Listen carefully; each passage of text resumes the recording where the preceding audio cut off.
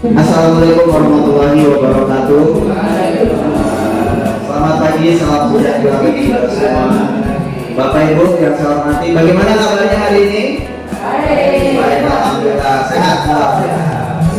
Bapak Ibu yang saya hormati, khususnya teman saya sama CGP Angkatan 9 Daerah Solid 45 Jakarta, mengucapkan terima kasih yang sebesar-besarnya kepada Bapak Ibu sekalian atas kesempatan yang telah diberikan ketersediaan Bapak Ibu berkenan hadir dalam rangka kegiatan diseminasi budaya positif. Sebelum kita mulai kegiatan pada pagi hari ini, marilah kita berdoa sesuai dengan agama dan kepercayaan kita masing-masing. Berdoa dipersilakan. Berdoa selesai. Bapak Ibu yang saya hormati, kegiatan pada pagi hari ini seyogianya akan memberikan wawasan kepada kita sekalian, memberikan pengetahuan, kita saling berbagi pengalaman positif tentang bagaimana cara kita membentuk budaya positif di satuan pendidikan atau di SMA Negeri 45 Jakarta. Subtema yang akan disampaikan setidaknya ada 6 subtema Bapak Ibu. 3 subtema disampaikan oleh saya, yaitu disiplin positif dan nilai-nilai kebajikan universal, teori motivasi, hukuman dan penghargaan, serta keyakinan kelas. Adapun materi selanjutnya akan disampaikan oleh rekan saya, yaitu Pak Soheri. Yang pertama adalah kebutuhan dasar manusia dan dunia berkualitas. Kedua, restitusi atau 5 posisi kontrol guru. Dan keenam, restitusi segitiga restitusi. Seperti itu. Bapak Ibu yang saya hormati, yang pertama adalah bahwa kegiatan pada pagi hari ini kita sama-sama mengetahui paradigma atau perubahan paradigma belajar. Setidaknya kurikulum Merdeka ini, apa sih yang membedakan kurikulum Merdeka dengan kurikulum sebelumnya? Setidaknya ada 4 hal Bapak Ibu. Yang pertama, kurikulum Merdeka memberikan kesempatan kepada guru dalam mengajar dan menilai sesuai dengan perkembangan murid. Maksudnya apa? Maksudnya kurikulum Merdeka ini pemerintah, dalam hal ini Kemendikbudristek, membuat capaian pembelajaran yang sifatnya adalah berdasarkan fase Bapak Ibu, dari fase A sampai dengan fase F. Nah, kita sebagai Bapak Ibu guru diperkenankan membuat tujuan pembelajaran ataupun alur tujuan pembelajaran sesuai murid yang kita ajarkan, sehingga kita sebagai guru diberikan kemerdekaan yang seluas-luasnya, sebesar-besarnya untuk mengajarkan 1 atau 2 tema tertentu. Misalnya contoh, kalau saya seorang guru matematika di kelas 10F, ada 2 atau 3 materi kepada 1 semester. Tetapi ketika saya sebagai guru matematika sudah memberikan assessment diagnostik, sudah memberikan penilaian atau pretest dalam hal ini, ketika saya lihat ternyata kemampuan matematikanya, jangankan dia memahami misalnya apa Bu, kelas 10 materi Bu matematika, salah satunya. Kalau kelas 11 misalnya Bu, fungsi, ada apa lagi Bu? Ada lingkaran. Nah, jangankan mau ngajarin fungsi dan lingkaran, ternyata di kelas 10F penghitungan sederhana saja dia belum mampu. Hasilnya pretest di kelas 10F ternyata anak-anak belum mampu melakukan penghitungan sederhana. Maka kurikulum Merdeka menghendaki Bapak Ibu, mempersilakan Bapak Ibu mengajarkan sesuai dengan kemampuan murid di kelas tersebut. Seperti itu. Kemudian yang kedua Bapak Ibu, perubahan paradigma belajar pada kurikulum Merdeka, yaitu adanya diferensiasi pembelajaran. Diferensiasi pembelajaran itu adalah dalam hal konten atau bagaimana materi yang diajarkan oleh Bapak Ibu. Bisa sifatnya kompleks atau faktual. Kalau kita dulu kenal ada faktual, ada konseptual, ada prosedural, ada metakognitif. Dalam satu kelas itu tidak semuanya mampu untuk membicarakan misalnya masalah yang kompleks. Misalnya di kelas 10E ternyata ada 5 kelompok. Ya, 5 kelompok sudah kita berikan, sudah kita bagikan sesuai dengan kemampuan anak tersebut. Maka 2 kelompok misalnya kita ajarkan yang faktanya saja, faktualnya dulu. Karena jangankan dia menganalisis, menjelaskan saja dia belum bisa. Itu dalam sisi konten. Kemudian dalam cara proses atau cara mengajarkan, misalnya pembelajaran bahasa Inggris, ada di situ materi misalnya prosedur teks. Ternyata dalam materi tersebut misalnya Bu Tresna atau Bu Melda sudah memberikan tes minat bakat kepada murid. Contoh pertanyaan misalnya gini, dalam cara belajar Anda yang paling Anda tertarik adalah, atau bagaimana cara Anda belajar? Misalnya pilihan pertama membaca buku, pilihan kedua mendengarkan penjelasan guru, pilihan ketiga langsung praktek. Berarti ada 3 gaya belajarnya. Ada visual, ada auditori, ada kinestetik. Maka gimana caranya melakukan diferensi konten? Misalnya Bu Tresna, oke anak-anak kita akan mempelajari prosedur teks. Silakan, kalau yang visual saya sudah siapkan gambar-gambar. Silakan Anda memberikan atau menjelaskan tentang prosedur teks berdasarkan gambar tersebut. Kalau audio gimana? Bu Tresna menyiapkan video dari YouTube tentang penjelasan prosedur teks. Kalau kinestetik gimana? Bu Tresna bisa menyiapkan pos 1, pos 2, pos 3. Misalnya pos 1 penjelasan tentang apa itu prosedur teks. Pos kedua anak bisa berjalan, namanya kinestetik kan nggak bisa diam Bapak Ibu, yuk harus jalan-jalan. Di pos kedua misalnya ciri-ciri prosedur teks. Kemudian pos ketiga bagaimana prosedur teks yang benar dan yang salah seperti apa, seperti itu. Jadi ada diferensiasi proses. Kemudian yang ketiga diferensiasi pembelajaran yaitu dalam hal produk atau hasil belajar. Bapak Ibu yang saya hormati, kunci dari diferensiasi produk itu bukan produknya yang kita nilai, tetapi rubrik yang telah kita sediakan. Jadi kalau Bapak Ibu memberikan misalnya mata pelajaran PPKN membicarakan tentang fungsi legislatif, fungsi eksekutif, maka Bapak Ibu misalnya dalam hal ini Bu Audi memberikan apa? Konten. Dalam hal produk, misalnya Bu Audi apa? Kalau legislatif, silakan Anda menjelaskan tentang legislatif dan eksekutif. Boleh dalam bentuk infografis, dalam bentuk video, dalam bentuk sosial drama, itu produknya Bu Audi. Tapi Bu Audi nggak boleh nilai, oh drama harus lebih gede nilainya karena modalnya lebih banyak, nggak boleh begitu. Tapi yang dinilai adalah berdasarkan rubrik penilaian yang sudah Ibu buat bersama murid. Jadi pada kurikulum Merdeka, rubrik penilaian diharapkan bekerja sama dengan murid sehingga murid tahu apa yang akan dinilai oleh guru saya, seperti itu. Kemudian yang ketiga, pembelajaran yang berpihak pada murid. Guru sebagai fasilitator memberikan pengalaman belajar kepada murid. Kalau kita ingat teori tabula rasa atau behavioristik, bahwa kita menganggap bahwa murid itu seperti gelas kosong, nggak ada isinya, kita sebagai guru nuangin materi saja. Kalau sekarang eranya tidak seperti itu. Kalau dulu teacher center learning berpusat pada guru sebagai pusat informasi. Kalau sekarang guru hanya sebagai fasilitator, menstimulus anak-anak untuk supaya apa? Supaya dia mau belajar. Kita berikan layanan yang terbaik, berpihak pada murid seperti itu.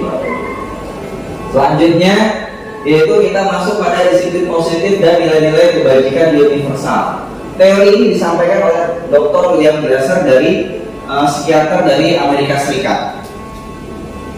Nah, ini miskonsepsi tentang makna kontrol, ini tentang ilusi. Ternyata apa yang kita lakukan mungkin kurang tepat atau hanya sebuah ilusi. Ilusi yang pertama, ilusi guru mengontrol murid. Pada hakikatnya murid yang mengizinkan dirinya untuk dikontrol oleh guru tersebut. Contoh, ada anak terlambat, oke silakan kamu lari sebanyak 10 kali.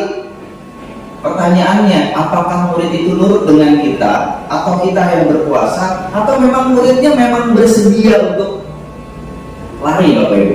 Kira-kira yang mana? Yang ketiga kan, murid memang mau lari, memang dirinya sendiri yang mau. Memang murid itu merelakan dirinya untuk dihukum. Jadi bukan kita karena kita yang nyuruh, tapi memang murid itu yang berkehendak. Kemudian yang kedua, ilusi bahwa semua penguatan positif efektif dan bermanfaat. Penguatan positif dengan bujukan, ya, itu hanya jangka pendek Bapak Ibu. Jadi kalau ada murid kena masalah, kita bujuk, jangan melakukan itu ya. Nah, ternyata itu hanya sebuah ilusi bila itu tidak terjadi karena keinginan murid itu sendiri. Nah, kemudian yang ketiga, ilusi bahwa kritik membuat orang merasa bersalah dapat menguatkan karakter. Mungkin saya atau kita sekalian sering melakukan ini kepada Bapak Ibu guru. Contohnya gini. Nah, besok tolong bantu ibu ya. kamu jangan sampai mengecewakan saya. Kok kamu begitu ribut di kelas? Saya kecewa sama kamu. Nah, murid itu Bapak Ibu sehingga punya perasaan bersalah. Nah, perasaan bersalah ini akan membentuk karakter identitas gagal. Nanti akan kita jelaskan identitas gagal dan identitas sukses. Kemudian selanjutnya ilusi bahwa orang dewasa memiliki hak untuk memaksa. Nah, ini sering kita lakukan Bapak Ibu karena kita merasa lebih tua. Kita sebagai seorang guru, kita memaksa murid untuk melakukan yang mungkin murid itu nggak suka kita melakukan itu. Akhirnya apa? Akhirnya murid tersebut justru benci kepada kita dalam jangka yang berkepanjangan. Bapak Ibu yang saya hormati, dalam bukunya Stephen Covey, Principle Center Leadership tahun 91, dia mengatakan bila kita ingin membuat kemajuan perlahan, sedikit-sedikit ubahlah atau perilaku. Namun bila kita ingin memperbaiki cara-cara utama kita, maka kita perlu mengubah kerangka acuan kita. Ubahlah bagaimana Anda melihat dunia, bagaimana Anda berpikir tentang manusia. Ubahlah paradigma Anda, skema pemahaman dan penjelasan aspek-aspek tertentu tentang realitas. Intinya Stephen Covey ini memotivasi kepada kita sekalian. Sebagai seorang pendidik, PR kita, tugas utama kita adalah bagaimana caranya menumbuhkan motivasi intrinsik atau motivasi internal dari setiap murid. Lanjut lagi Bapak Ibu. Nah, ini merupakan perbedaan antara stimulus respon dengan teori kontrol.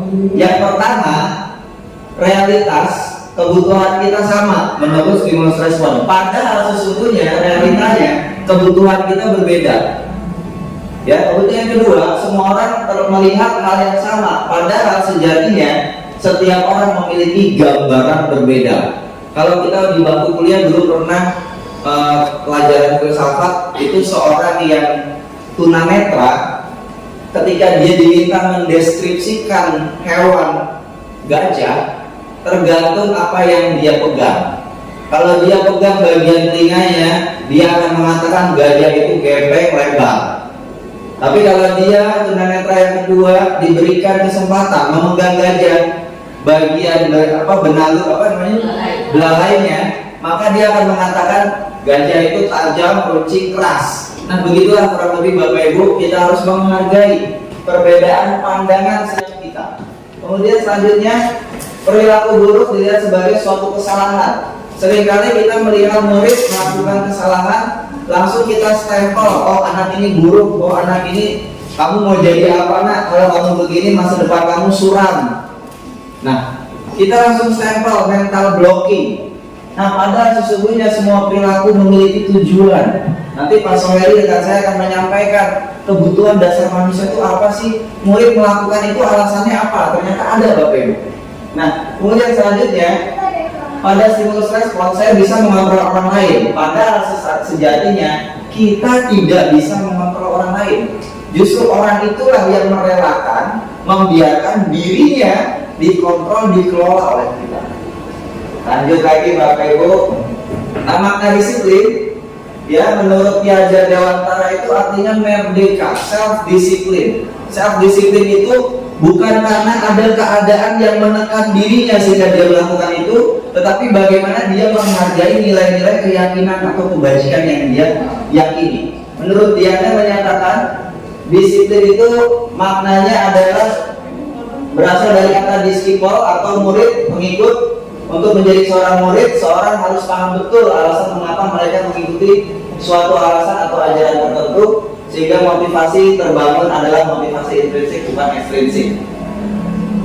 Bapak Ibu yang saya hormati, menurut teorinya Socrates dan Plato, ini tokoh filsuf dari Yunani, beliau mengatakan bahwa disiplin diri dapat membuat seorang menggali potensinya menuju kepada sebuah tujuan mulia, suatu yang dihargai dan bermakna. Dengan kata lain, disiplin juga mempelajari bagaimana cara kita mengontrol diri dan bagaimana menguasai diri untuk memilih tindakan yang mengacu pada nilai-nilai yang kita hargai agar tetap capai tujuan mulia yang diinginkan. Jadi sekali lagi Bapak Ibu, disiplin itu bukan berarti kita membiarkan murid merdeka sebebas-bebasnya. Terserah kamu melakukan apapun, yang penting kamu meyakini nilai itu. Bukan itu Bapak Ibu.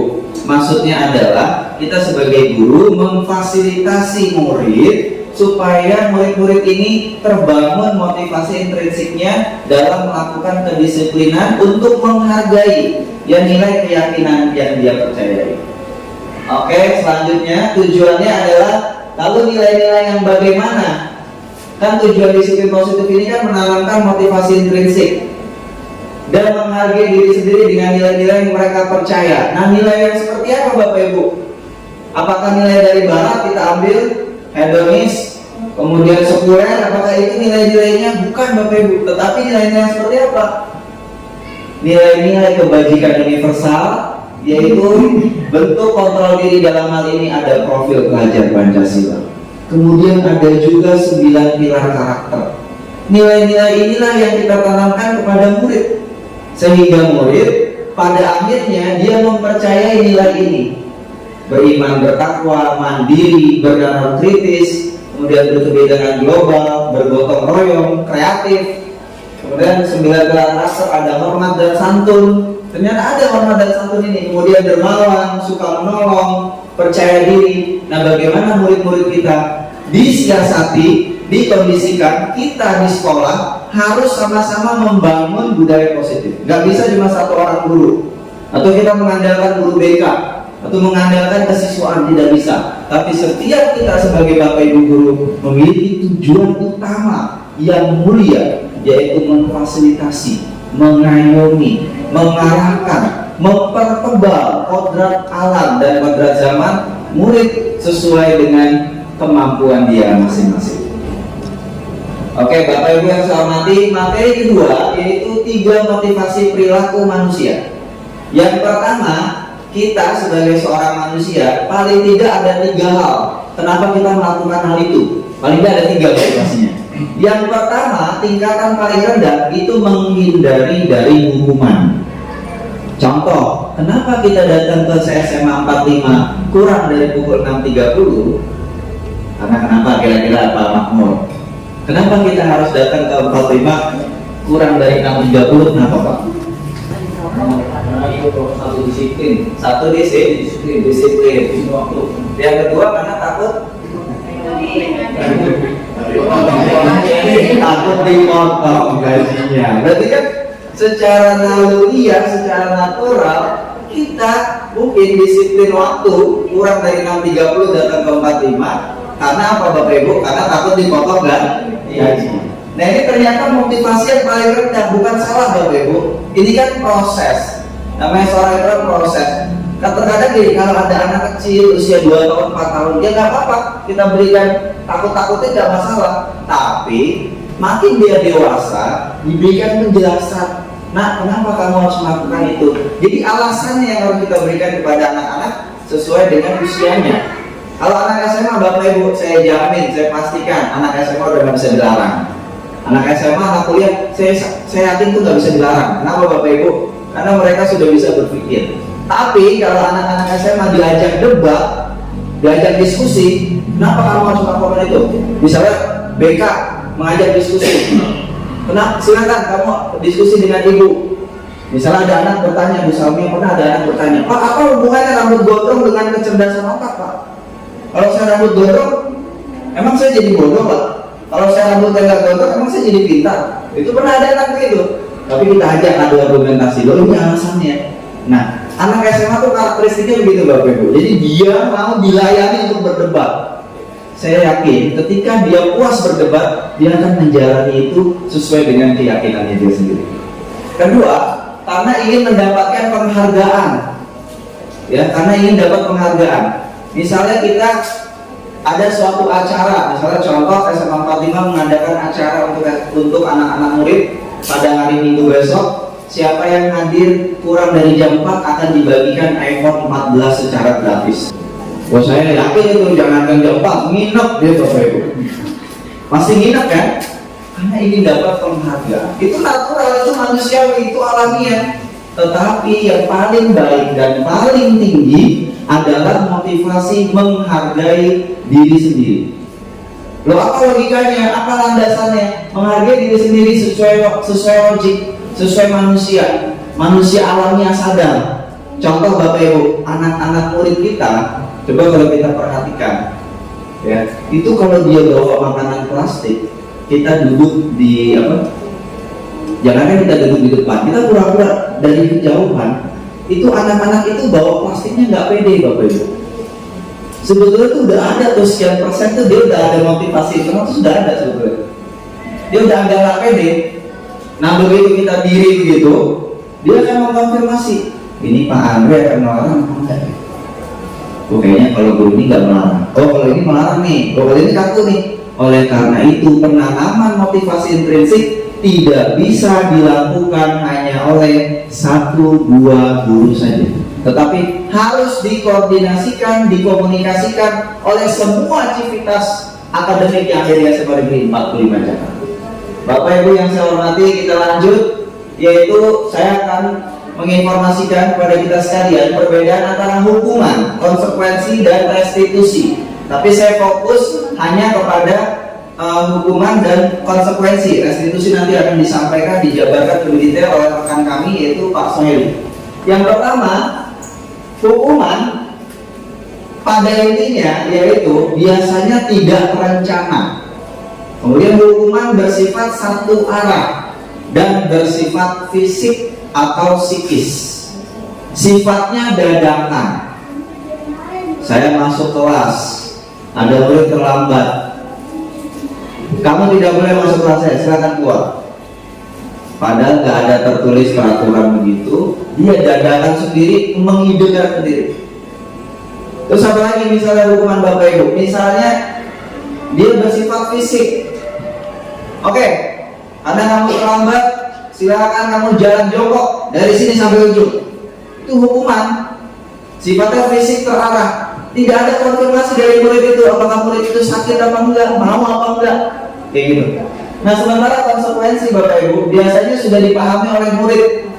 Kemudian guru memiliki data, punya jurnal, ada kesepakatan kelas, ada kontrak belajar di awal. Kalau terlambat nilai kurang 5, kalau terlambat istirahat dan sebagainya. Anak sudah tahu, guru punya data biasanya. Oh si Evander terlambat 3 kali maka hukumannya ini, misalnya contoh kayak gitu. Sudah ada dan Evander sudah tahu konsekuensinya. Kalau dia terlambat saya harus keluar, karena sudah tertulis itu konsekuensi Bapak. Nah kalau restitusi, definisi singkatnya yaitu menciptakan kondisi bagi murid untuk memperbaiki kesalahan mereka. Saya yakin ini semua sudah kita lakukan restitusi. Cuma mungkin kita lebih sering ke hukuman sama konsekuensinya aja, restitusinya jadi belum. Oke, lanjut lagi Bapak Ibu. Nah ini perbedaannya hukuman konsekuensi. Sesuatu yang menyakitkan, konsekuensi harus terjadi. Korban mendapatkan keadilan, sementara konsekuensi korban bisa diabaikan. Kemudian murid akan tersakiti, konsekuensi murid dibuat tidak nyaman. Ini ciri-cirinya. Ini ciri-cirinya Bapak Ibu. Kalau hukuman, sistem tidak akan berjalan bila murid tidak takut. Karena ada murid yang tidak takut, dibilangin angel.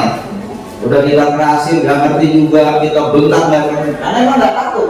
Sementara konsekuensi memerlukan monitoring dan supervisi terus-menerus dari Bapak Ibu guru. Dari wali kelas dilakukan terus-menerus, dimonitoring, dilihat lagi jurnalnya, dilihat lagi apakah KPD-nya, dilihat terus. Karena konsekuensinya kalau dia melampaui maka akan kena ini.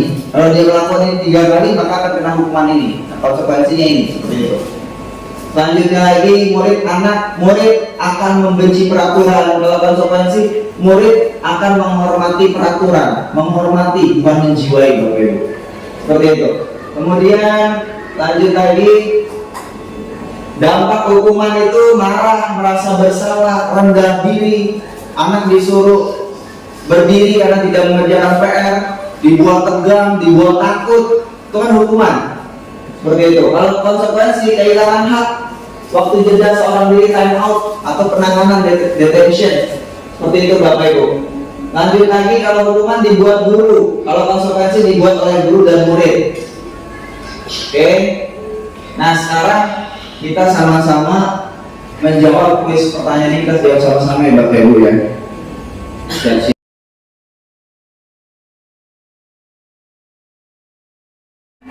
Silakan. Membersihkan tumpahan air di meja tulis karena tersenggol pada saat belajar. hukuman atau konsekuensi? Silakan, siapa yang mau jawab? Bukan boleh bukan.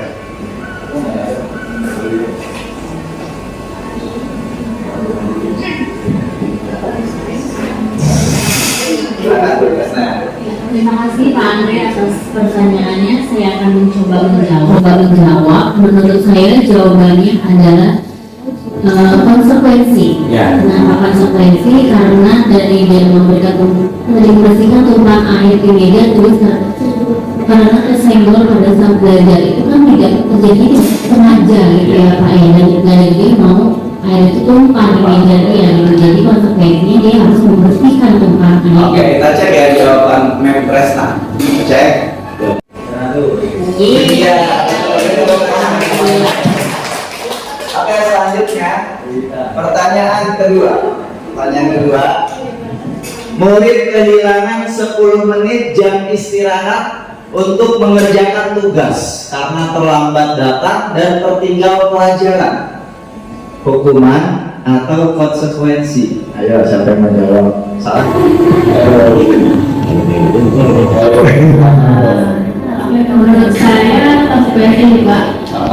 Karena dia kehilangan 10 menit itu karena dia lambat, jadi itu konsekuensi dia untuk, jadi dia kehilangan kesempatan buat istirahat yang barengan gitu. Oke, kita cek ya jawaban ini konsekuensi.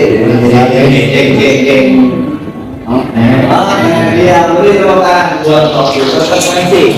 Jadi alat heboh kenapa? Kita lihat kata kuncinya. Kata kuncinya, makasih Bawi. Kata kuncinya itu kan tadi dia kehilangan waktu 10 menit karena terlambat gitu. Nah pasti itu udah dibuat konsekuensi itu oleh guru yang bersangkutan, sehingga risikonya apa yang terjadi? Ya dia harus menambah jam pelajaran selama 10 menit, nggak jadi 1 jam kan nambah pelajaran, tetap 10 menit. Ya, pertanyaan ketiga, lari mengelilingi lapangan basket 3 kali karena terlambat hadir ke sekolah. Pak Mahfud, silakan. Alasannya karena itu terlambat karena dia akibat dari pelayan sendiri, maka dia dihukum untuk mengelilingi lapangan basket. Ya, terima kasih. Kita cek jawaban Pak Mahmud. Deng. Mana Pak tadi? Konsekuensi itu ya Pak? Ya, konsekuensi salah.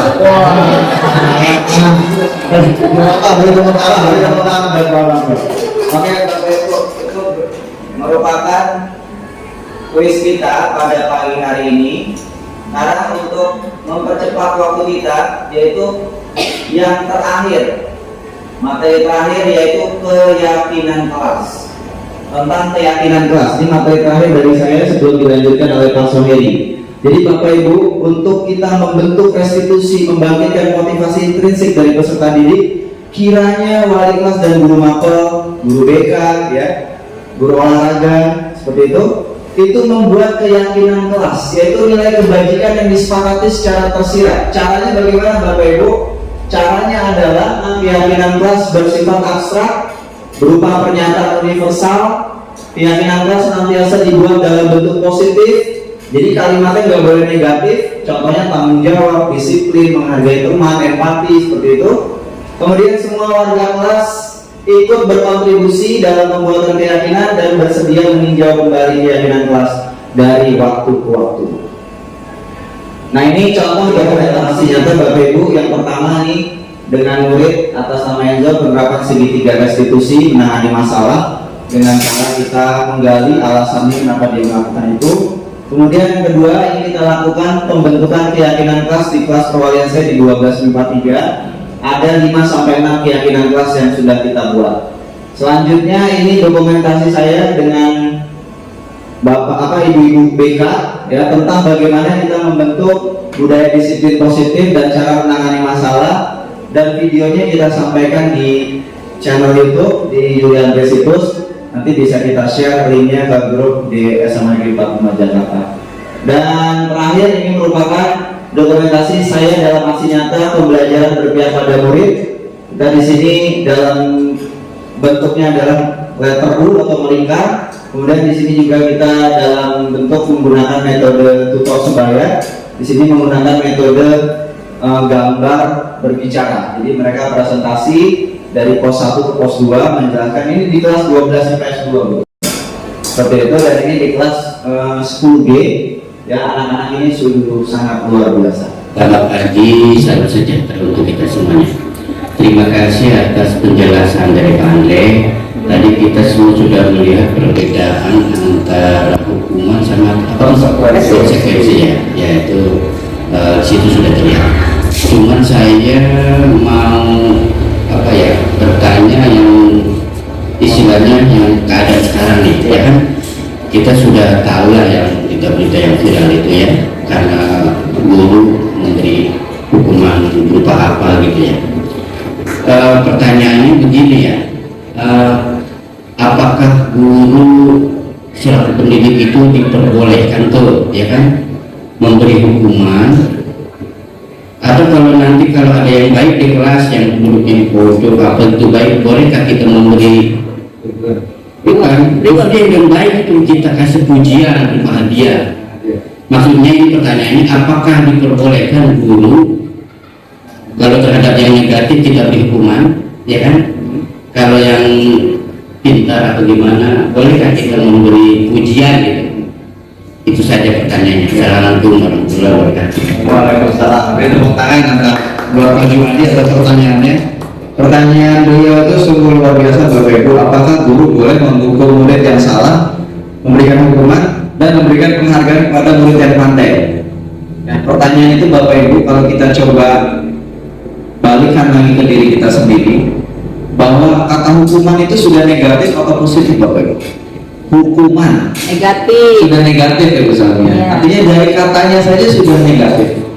Terus kita ganti dengan apa? Apresiasi. Dengan ganti pendisiplinan. Katanya gitu Pak Juman.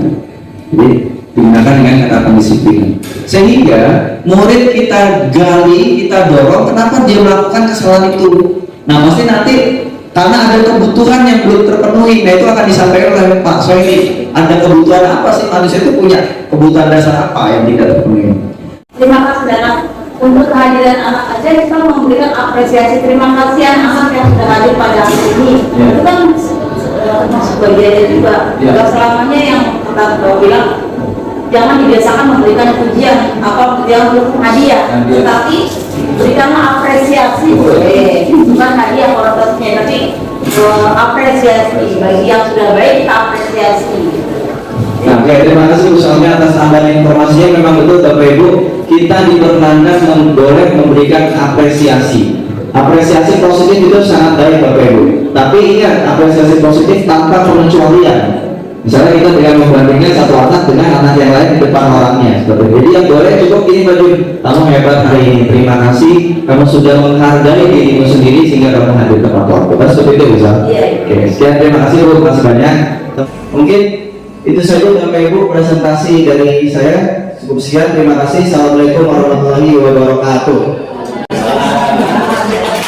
Bapak dan Ibu guru yang sudah mau menyempatkan untuk hadir di sini dan meluangkan waktu untuk kegiatan saya. Nanti ada 3 materi yang akan disampaikan, tapi supaya refresh kita sedikit ice breaking dulu ya Bapak Ibu. Boleh kan? Boleh. Oke. Boleh mungkin berdiri. Oke. Biar lebih semangat ya Bapak Ibu. Biar nggak ngantuk Bapak.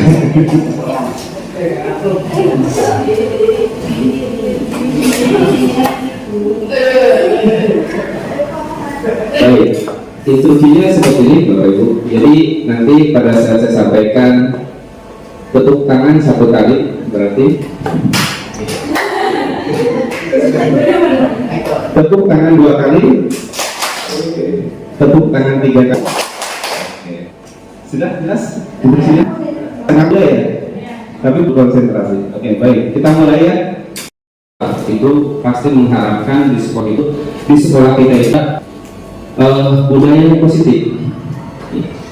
Kenapa? Karena kalau kita perhatikan, kalau misalkan di sekolah itu sudah tertanam budaya positif, maka siswa, guru, dan warga sekolah akan merasa nyaman di sekolah.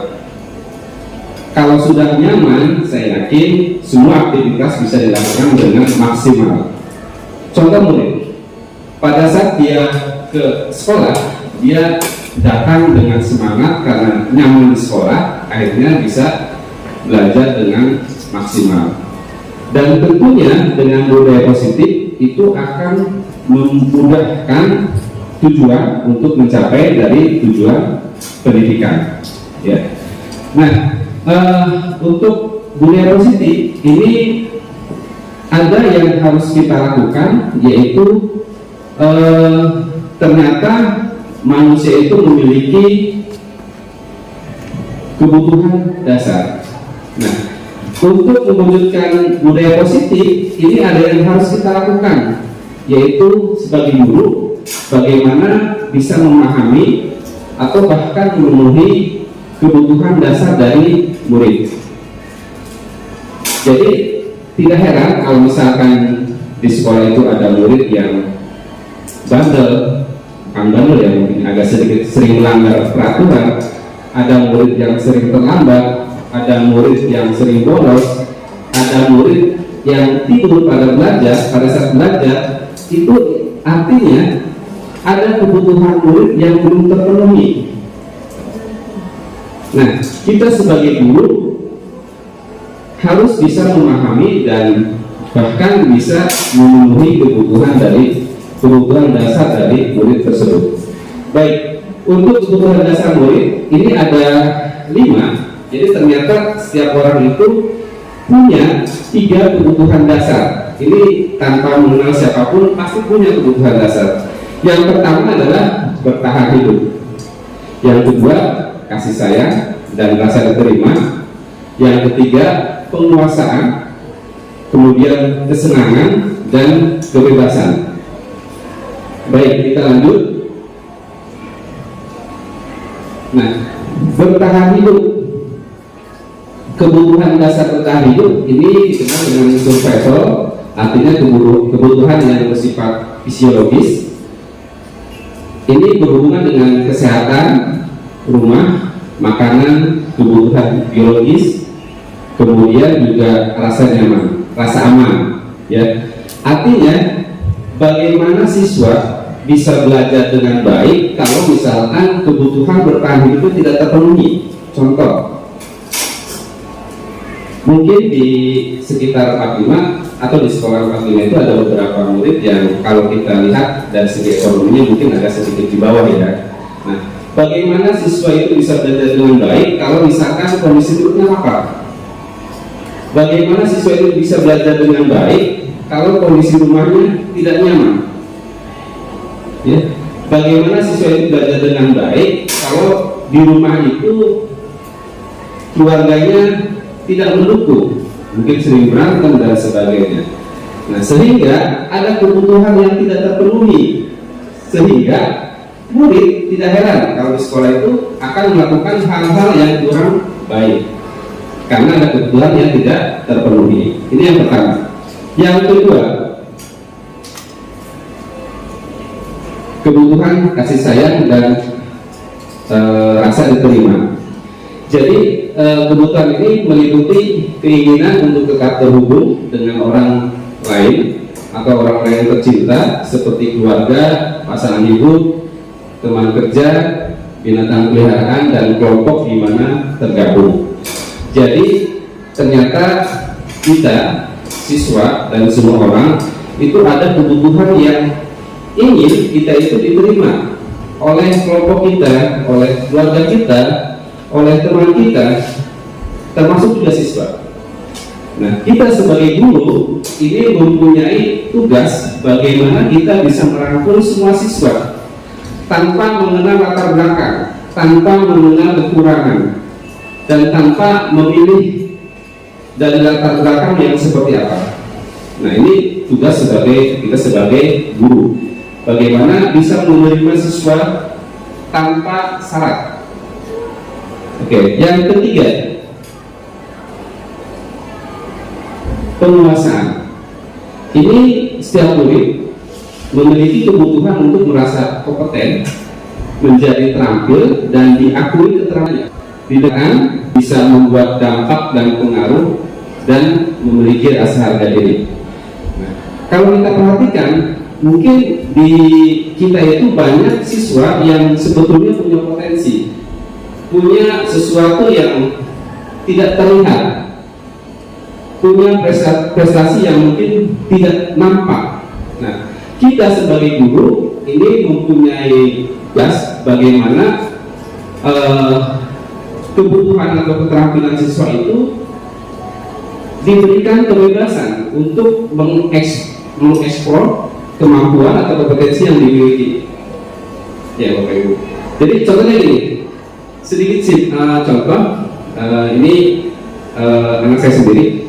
Anak saya itu di SD Al-Baqarah 43. Di SD 43 itu prestasi kurang bagus dan tidak terlihat sama sekali.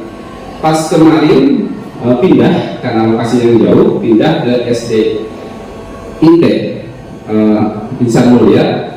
Pada saat pindah ke sana ternyata baru 1 hari masuk sudah dijadikan imam sholat duha, sudah diminta untuk jadi muadzin. Nah, pada saat di SD awalnya itu tidak terlihat sama sekali. Jadi kemampuan itu tidak terlihat karena guru tidak memberikan kebebasan untuk menggali atau mengeksplor kemampuan yang dimiliki oleh anak. Oke, berikutnya kesenangan. Ya, ini jujur kita itu butuh yang namanya kesenangan, termasuk juga murid. Bisa kita bayangkan kalau misalkan murid pada saat belajar diawali dengan rasa takut, kira-kira gimana Bapak Ibu? Mencekam, tegang ya. Kira-kira proses belajarnya gimana tuh? Terganggu ya, tertekan, bahkan mungkin nggak masuk karena ada guru ini, saya kayaknya lebih enak nggak masuk ya. Itu banyak terjadi saya. Di hari tertentu banyak yang nggak masuk. Saya coba cari informasi kenapa, alasannya hampir sama. Oke ya. Nah, jadi kita sebagai guru juga coba berikan bagaimana supaya siswa itu bisa mengikuti pembelajaran dengan rasa senang. Ya. Saya yakin kalau misalkan orang melakukan sesuatu itu dengan rasa senang, kira-kira gimana? Menyenangkan. Saya yakin semua kompetensinya akan dikeluarkan karena saya senang, gitu ya. Saya melakukan ini karena saya senang. Saya yakin kemampuan saya akan dikeluarkan semaksimal mungkin. Tapi kalau rasa takut, takut salah, takut dimarahi, akhirnya apa? Kemampuannya tidak keluar, kemampuannya tertahan. Ya, nah itu mungkin kebutuhan kesenangan yang harus kita coba pahami ya. Berikutnya kebebasan. Saya yakin tidak ada semua orang yang mau tertekan ya. Kita semua pengen hidup bebas. Kita juga pengen hidup tanpa dikendalikan oleh orang lain. Dan termasuk siswa ya atau murid. Di sini murid harus diberikan kesempatan untuk membuat pilihan dan bertanggung jawab atas pilihan yang diambil. Memberikan kebebasan bukan berarti apa yang mereka mau, tetapi memberikan kesempatan untuk membuat pilihan, menyerukan pendapat mereka dengan percaya diri, memberi kesempatan untuk mencoba hal baru. Ya, jadi di sini kita sebagai guru ya coba memberikan kepercayaan kepada murid untuk melakukan pilihan dan bagaimana murid itu bisa bertanggung jawab dengan pilihan yang dipilih tersebut. Misalkan dalam mengerjakan tugas, mungkin kita lebih baik memberikan bagaimana tugas itu diselesaikan dengan kemampuan siswa, kemampuan murid. Tentunya murid boleh memilih dan tentunya pilihan itu harus dipertanggungjawabkan. contoh kasus ya, mungkin nanti bisa dijawab. Di sini Bimo, seorang anak TKB, selalu berlari keluar kelas menuju jalan raya. Di depan sekolahnya yang ramai dengan kendaraan, tingkahnya membuat guru Bu Ani bingung dan seringkali lari mengejarnya. Ada beberapa kemungkinan jawaban yang diberikan Bimo. Identifikasi kebutuhan yang ingin diberi oleh Bimo jika respon Bimo seperti kolom sebelah kiri. Ini kesenangan, cinta dan kasih sayang sama penguasaan. Di sini Bimo menyampaikan bahwa aku senang main kejar-kejaran dengan ibu guru, seru. Nah, kira-kira menurut Bapak Ibu kebutuhan apa yang terpenuhi? Kesenangan ya, oke. Kebutuhan yang terpenuhi adalah kesenangan. Oke, saya tidak secanggih Pak Andre ya, ada jawaban langsung. Karena keburu malam Pak Andre. Oke, kesenangan ya, artinya murid merasa senang. Oke, berikutnya yang kedua, kasusnya sama, Bimo juga, cuma Bimo menyampaikan bahwa aku hebat kan, bisa bikin ibu guru kejar aku. Nah, kira-kira kebutuhan apa yang terpenuhi? Kesenangan, kebebasan, cinta dan kasih sayang, dan penguasaan. Ya Bu? Iya betul. Penguasaan karena dia bisa menguasai atau dia merasa hebat ya. Oke, betul ya. Oke. Berarti sudah paham ya. Saya yakin sebelumnya sudah paham ya Pak. Oke, kita lanjut. Oke, materi yang kedua tadi tentang kebutuhan dasar manusia. Ini materi yang kedua yang akan saya sampaikan yaitu posisi kontrol. Ini menurut dosen ada 5 posisi kontrol yang diterapkan seorang guru, orang tua ataupun atasan dalam melakukan kontrol. Kelima posisi tersebut adalah penghukum, pembuat rasa bersalah, sebagai teman, sebagai pemantau, dan sebagai manajer. Nah, ini mungkin kita evaluasi diri ya, kita ini sebagai apa nih selama ini ya. Yang pertama posisi penghukum ya, kita coba langsung. Oke. Posisi penghukum ini cirinya adalah seorang penghukum ini bisa menggunakan hukuman fisik maupun verbal. Orang yang menjalankan posisi penghukum senantiasa mengatakan bahwa sekolah memerlukan sistem atau alat yang dapat lebih menekan murid-muridnya lebih dalam lagi.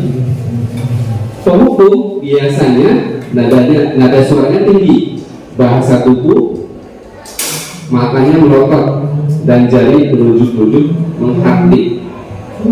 Ya. Terus dampaknya kalau kita guru sebagai penghukum, ternyata dampaknya murid bisa menjadi pendendam. Kemudian tidak menyukai guru atau mata pelajaran yang diampu.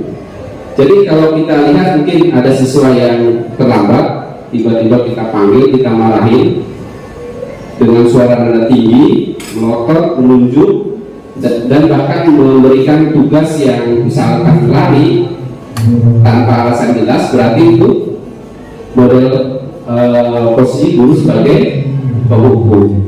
Kira-kira baik atau tidak? Jelas tidak baik ya.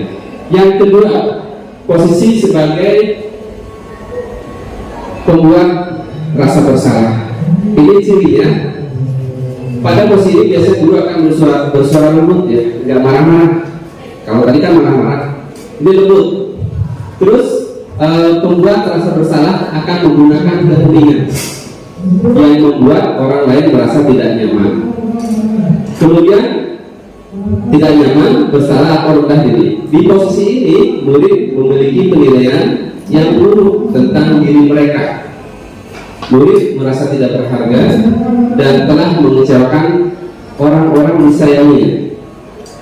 Nah, jadi posisi pembuat rasa bersalah ini dia nggak marah-marah ya, mungkin anaknya dipanggil, disampaikan dengan ucapannya rendah data, tapi di ucapannya itu yang bikin siswa itu merasa, oh iya, saya ternyata salah. Oh iya, ternyata saya sudah mengecewakan orang-orang lain. Ya, akhirnya siswa itu merasa bahwa dia itu adalah orang yang paling gagal. Nah, ini ternyata dampaknya lebih mengerikan dibandingkan sebagai penghukum. Kenapa? Murid akan merasa bersalah atau dia memiliki identitas bahwa saya ini adalah orang gagal. Ini yang mengerikan. Kemudian rendah diri dan menarik diri dari lingkungan. Ini mengerikan lagi. Kalau hukuman mungkin emosi selesai, tapi kalau yang merasa bersalah dia nggak marah, tapi emosinya itu tertahan. Secara psikologis kira-kira bagusan mana? Emosi itu tersampaikan apa ditahan kira-kira Bu? Tersampaikan tidak, terlampiaskan, tapi tentunya dengan hal yang positif. Ini lebih mengerikan lagi. Ya, jadi tenang, santai, tapi kalau siswanya saya gagal. Tapi kalau orang hukum paling resikonya ban motor bocor, pentil diambil ya. Itu kalau anak STM biasa gitu ya. Dimarahin gurunya, besoknya sepeda motor gurunya pentilnya dicabut, itu udah biasa. Oke, berikutnya kita lanjut. Posisi teman.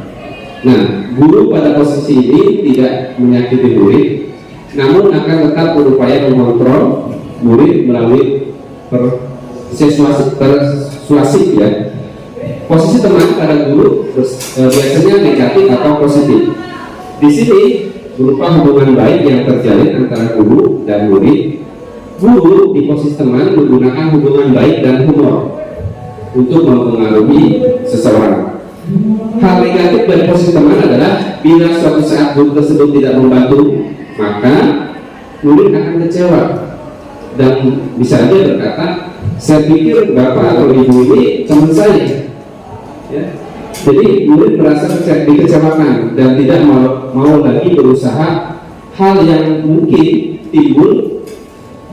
Murid hanya bertindak untuk guru tertentu, ya, dan tidak mau guru lain. Murid akan tergantung pada guru tersebut. Nah, ini mungkin sering saya lakukan juga ya. Jadi ini saya juga sering, kalau misalkan keluarga saya ajak ngobrol ya, sebagai teman, ternyata kurang baik juga.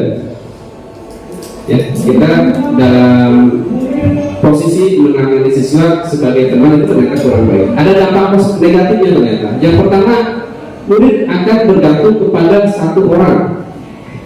Akhirnya timbul faktor ketergantungan. Ya, jadi kalau suatu saat mungkin kita tidak bisa membantu murid tersebut, murid akan kecewa.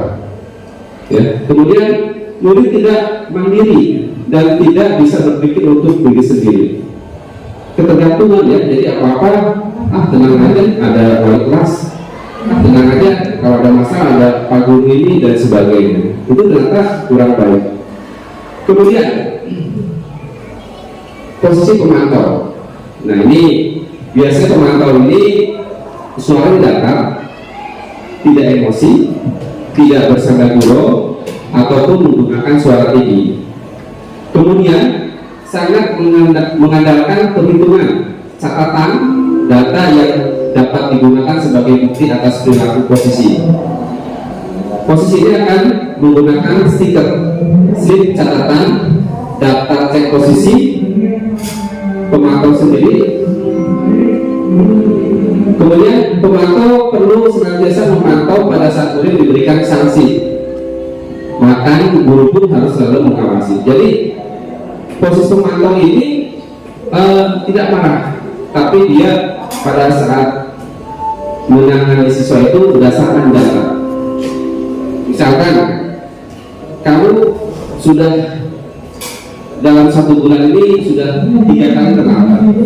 Kamu selama ini pada saat belajar tidak pernah di kelas. Bapak punya catatan kamu kalau belajar suka tidur. Ya, itu sistem atau posisi guru sebagai pemantau. Jadi semua data siswa itu ada di guru tersebut. Ya. dan ini juga sering saya lakukan. Jadi tahu siswa berapa hari nggak masuk, ya, itu sebagai guru pemantau. Dan ternyata ini kurang baik juga. Dampaknya murid akan menghitung konsekuensi dan hadiah tanpa memahami sepenuhnya nilai kebijakan yang dituju. Kemudian tidak sepenuhnya mandiri. Ya, oke, itu posisi pemantau. Kemudian yang terakhir adalah posisi manajer. Di sini posisi manajer, posisi kontrol yang disarankan untuk murid memiliki sikap disiplin yang positif, yaitu murid mandiri, bertanggung jawab, dan dapat memecahkan masalah. Tujuan dari posisi ini agar murid dapat berefleksi atas tindakannya, sehingga murid dapat belajar dari kesalahan dan mencari sebuah solusi untuk menyelesaikan masalah. Dampak posisi manajer, murid mandiri, percaya diri, dan dapat memecahkan masalah. Jadi posisi manajer ini, misalkan ada siswa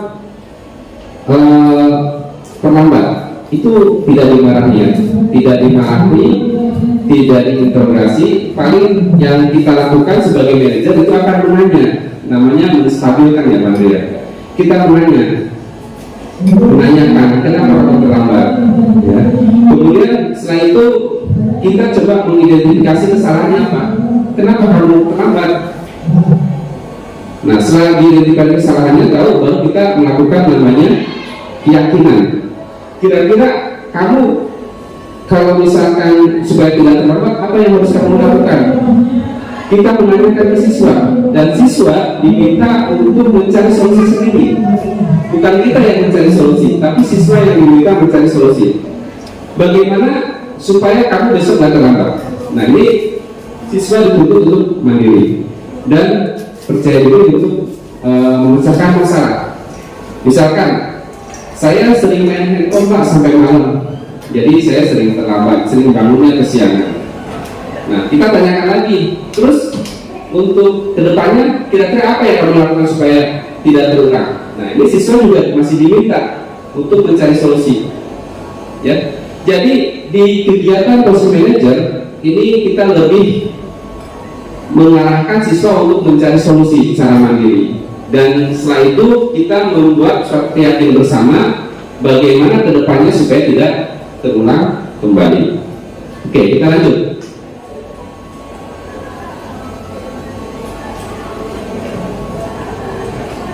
Oke, dari 5 posisi ada penghukum, pembuat merasa bersalah, teman, pemantau, dan posisi manajer. Kira-kira yang paling cocok untuk penanganan siswa yang mana? Manajer ya. Oke. Sebagai manajer. Dari 4 tindakan ini ternyata masih ada dampak negatif. Kita lanjutkan. Ini yang tadi disampaikan tentang sanksi ketiga restitusi. Masih nampak ya? Oke, jadi ini materi yang ketiga, yaitu segitiga restitusi. Restitusi ini dikembangkan oleh pakar pendidikan, Diana dosen. Nah, mungkin apa sih yang dimaksud dengan restitusi? Restitusi adalah suatu proses dialog yang dijalankan oleh guru atau orang tua agar dapat menghasilkan murid yang mandiri dan bertanggung jawab. Ya, jadi proses diskusi yang dijalankan oleh guru ataupun orang tua untuk menghasilkan murid yang bertanggung jawab.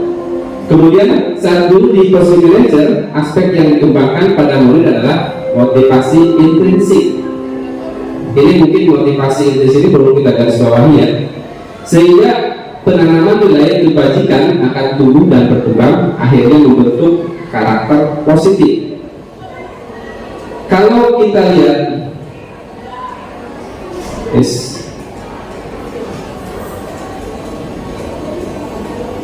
dari posisi guru sebagai penghukum, pembuat rasa bersalah, teman, pemantau, kira-kira motivasinya intrinsik apa ekstrinsik, Bapak Ibu? Kalau kita akan berhukum pembuat rasa bersalah teman pemantau sebagai teman, kira-kira anak itu melakukan hukuman itu faktornya intrinsik apa ekstrinsik? Ekstrinsik ya. Kalau manajer intrinsik ya. Nah, ini yang perlu kita garis bawahi. Motivasi yang paling baik adalah motivasi yang timbul dari dalam diri sendiri. Kalau yang sifatnya ekstrinsik itu sifatnya sementara ya, artinya kalau ada sesuatu yang ditakuti dia melakukan, kalau tidak ada ya tidak. Tapi kalau intrinsik ada apapun, tidak ada alasan apapun pasti akan melakukan. Saya masuk ke 45, saya wajib sebelum 6.30. Kenapa? Karena itu kewajiban saya, karena saya mau sampai 45 itu saya mau belajar sungguh-sungguh, itu namanya intrinsik. Tapi kalau misalkan saya takut ketemu Pak Dodo misalkan, saya takut ketemu Pak Andre, nanti kalau atau saya takut dengan ketemu saya karena takut dihukum, nah itu berarti ekstrinsik. Oke, kita lanjut.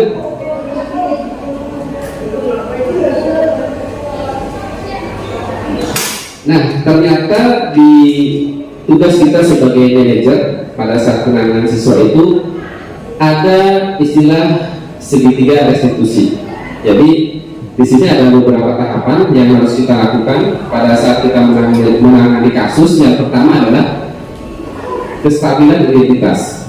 Ya, jadi pada saat ada masalah kita tidak meramal, tapi kita menstabilkan dulu murid yang punya masalah itu. Kita stabilkan dulu ya. Kemudian validasi tindakan yang salah. Kita sepakati kesalahannya di mana. Ya, kita kasih kesadaran terhadap murid, kira-kira kamu melakukan salah apa. Kemudian yang terakhir, menanyakan keyakinan. Kita tanyakan kira-kira yang kamu lakukan itu baik atau tidak, kira-kira sesuai dengan peraturan atau ketentuan keyakinan. Nah, setelah ditanya keyakinan, siswa diminta untuk mencari solusi, dan kita sebagai guru membantu untuk mencari solusi siswa dalam mencari solusi. Nah, berikutnya ini ada video. Sebetulnya saya ada sedikit buru-buru bikin videonya. Tes satu, oke. Baik. Nanti saya edit video. Oke, ini ada sedikit kasus. Ini saya soalnya nggak terrecord karena PD nggak support ya. Jadi ini penanganan kasus. Anak ini punya masalah, dia itu punya kemampuan pinter lah ya. Cuma di kelas itu suka dicontek atau diminta jawaban pada saat ulangan ataupun pada saat mengerjakan tugas. Itu suka diminta pekerjaannya dan ulangannya, sehingga terjadilah anak ini marah, kesal, akhirnya terucaplah kata-kata yang kasar, bahkan sampai menggebrak meja. Kemudian saya dapat informasi dari ketua kelas, akhirnya saya panggil. Nah, pada kegiatan ini adalah kegiatan restitusi. Pada saat awal saya sebagai guru meminta siswa murid ini untuk menyampaikan masalah yang dialami. Akhirnya siswa awal murid pun menyampaikan, ya seperti tadi yang dijelaskan. Di sini sebagai guru tidak langsung menjas bahwa kami itu salah. Tapi yang harus kita lakukan adalah mendengarkan dulu kenapa, apa yang terjadi. Ya, setelah tahu masalahnya dia dicontek pekerjaannya, kita mengikuti dulu alur dari siswa itu. Artinya, oke, mungkin saya pun akan marah kalau pekerjaan saya dicontek, karena itu usaha saya tiba-tiba diminta, dan itu diminta secara paksa. Pasti kita marah, kita ikut dulu. Kemudian setelah itu kita tanyakan motivasinya apa, kok sampai semangat itu. Kita tahu dulu kenapa alasannya. Ternyata dia menyampaikan, saya sudah belajar sampai malam Pak, saya sudah berusaha semaksimal mungkin, kok tiba-tiba pekerjaan saya diambil contek dengan mudahnya, bahkan memaksa saya. Ternyata itu motivasinya, sampai dia marah dan mengebrak meja. Nah, kita juga masih mengikuti, artinya ya secara manusiawi kita juga marah, kita juga pasti akan melakukan hal yang tidak jauh berbeda. Tetapi kita tanyakan, kira-kira dengan kamu marah, dengan kamu memaki, mengebrak meja, kira-kira keyakinan apa yang kamu langgar? Ya, ini berkaitan dengan keyakinan kelas ya yang sudah dibentuk. Kira-kira keyakinan apa yang kamu langgar? Nah, ini karena berhubungan dengan saling menghormati siswa, ya siswa ini menjawab, ya yang saya langgar adalah menghormati teman Pak.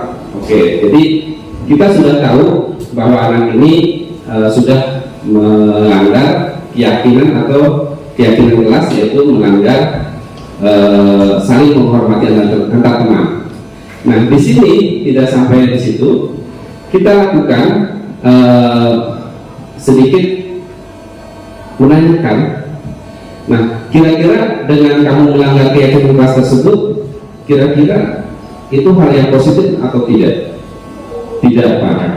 Nah, setelah itu kita coba tanyakan kembali, kira-kira apa yang kamu lakukan kalau hal ini terjadi kembali? Kan ada kemungkinan bisa terjadi kembali. Nah, siswa ini diminta bagaimana solusi yang akan dia lakukan kalau hal itu terulang kembali. Di sini kita meminta siswa untuk mandiri, mencari solusi sendiri. Nah, kemarin dia menyampaikan, saya harus lebih bersabar Pak.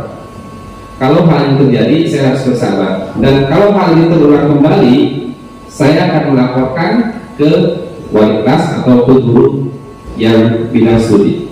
Nah, di sini kita sudah menentukan dan sudah mencari solusi, dan solusinya bukan guru yang mencari, tapi siswa. Nah, setelah ada keyakinan bahwa nanti kalau misalkan terjadi kembali, siswa itu punya keyakinan apa yang harus dilakukan.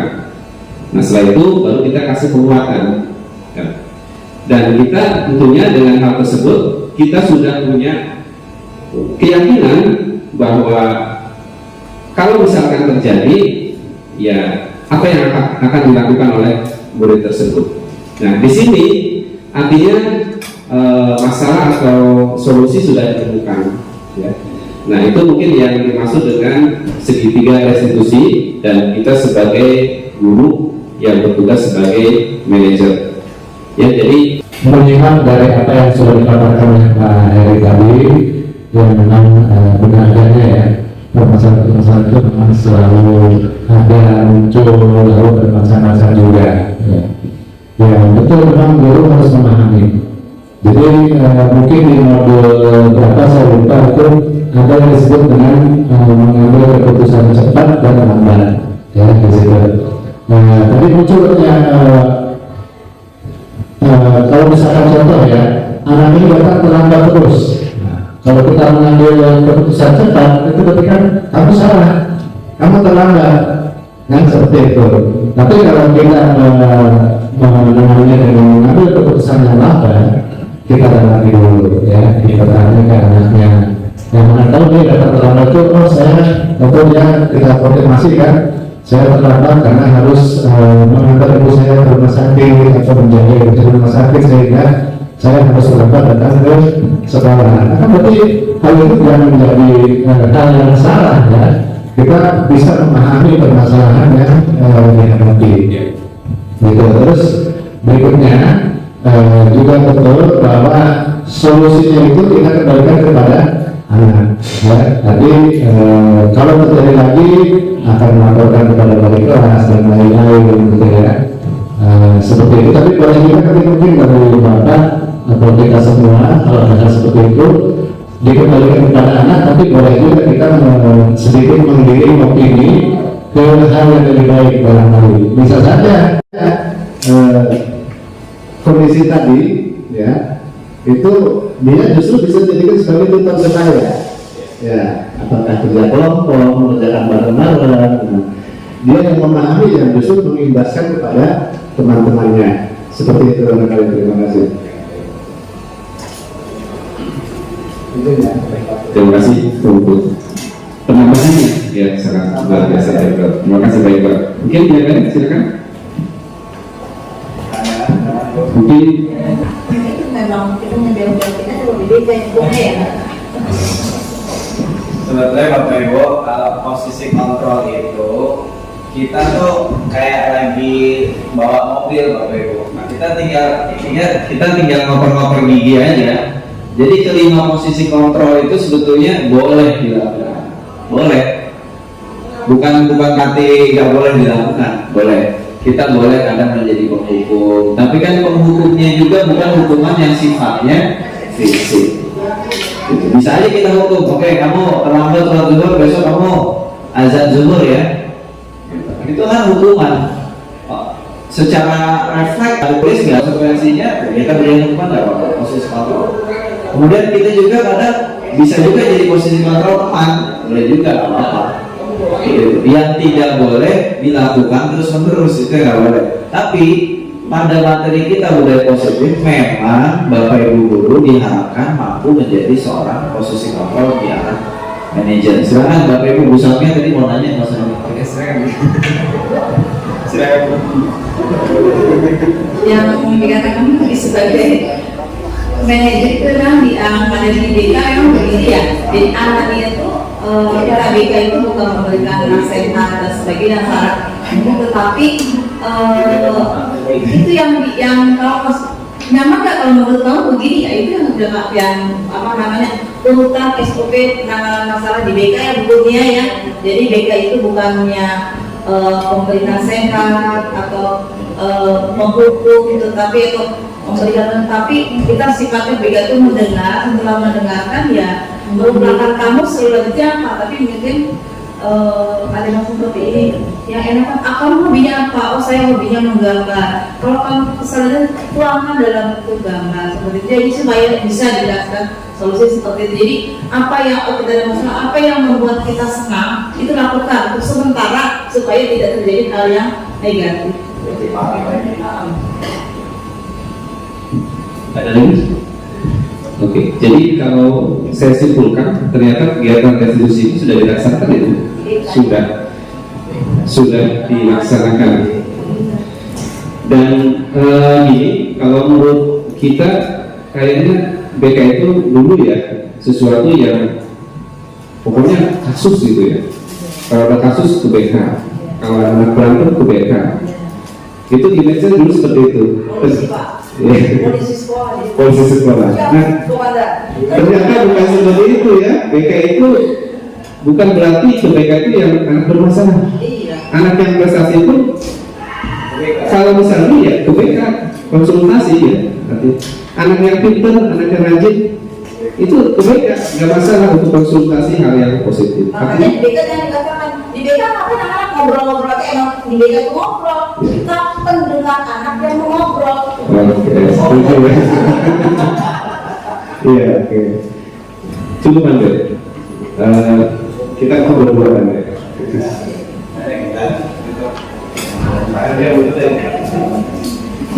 Bapak Ibu, kami ucapkan terima kasih pada Bapak Ibu atas perkenaan dan kehadirannya pada ruangan yang sejuk ini.